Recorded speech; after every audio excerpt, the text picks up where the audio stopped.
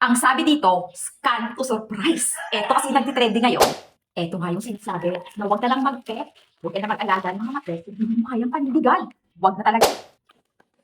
Eto kasi yung nagtitrending na vitamins ng mga pet natin. Inclusion content with a B12, B6, at with B1. Kumpleto na. B6, B12, B1, complete inclusion na para sa mga pet natin. Anong appearance? Naku be, flavor garlic to and beef. Ayan. Ayan siya. Everyday, binibigyan ko yung puppy namin ito. And of course, lahat sila as in tuwa para at least kahit paano, umulan, uminit, healthy pa rin sila. Katulad na natin naman yan, kailangan ng vitamins. Kung ikaw mismo, kailangan mo ng vitamins, yung pet natin, mas kailangan din nila ng vitamins. Kaya kapag dumaan ako sa FYP mo, kung ulam mo yung pet mo, click mo yung basket natin, bigyan mo sila ng vitamins. Eto pa pala, yung na-discover ko dito.